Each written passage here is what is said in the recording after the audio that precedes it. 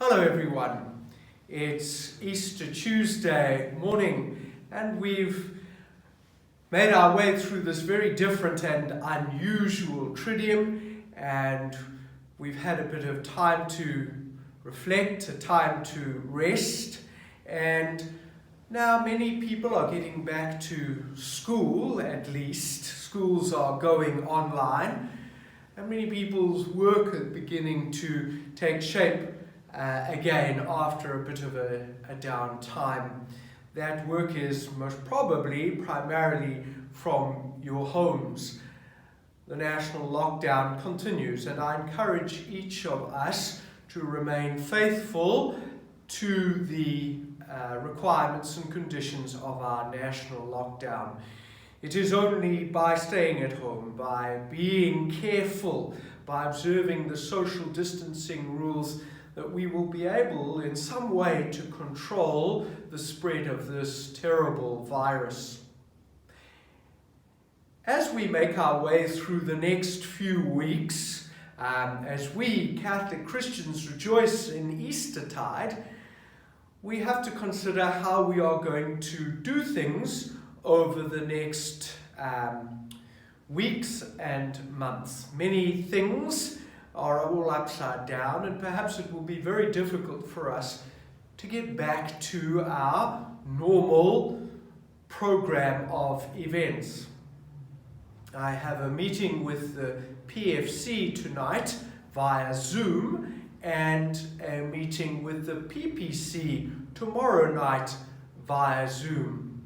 And in the meantime, I have a number of webinars with people from around the world looking at how the church is to operate, to survive, but to do more than survive, flourish in these conditions. Obviously, the use of social media is the main tool for us to keep in contact and to help each other and to grow our faith. And so I hope that I will be able, perhaps towards the end of the week, to share with you some ideas and some thoughts that have come to us on how we go forward as a community.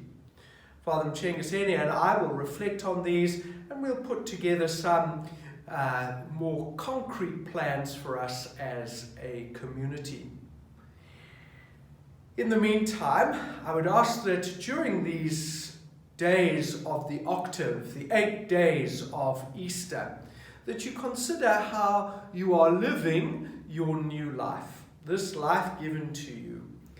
Yesterday, during Mass, I preached about living in the Spirit, building the community, sharing the good news under the influence of the Spirit. And today, in his homily at Mass, Father Mchengiseni spoke about the domestic church, the family. How do we as a family, in a small little community, how do we nurture and nourish and grow our faith? And so I encourage all of us to think of those two very important aspects: living in the Spirit and building our domestic church. As we do that, we do all this in the light of the Easter candle. This is a smaller version of the Easter candle that we had for the vigil. We had two. You see, I think ahead. The Easter candle always fills me with great joy and hope. It's such a beautiful sight to see the flame burning, especially in the darkened church at the vigil. And on the candle are the symbols, powerful symbols for Christ. He is the Alpha and the Omega. He is the beginning and the end. Nothing is outside of Christ. So as we grow and live and work, nothing is outside of Christ's care and knowledge and love. Obviously, the cross, the symbol of our redemption.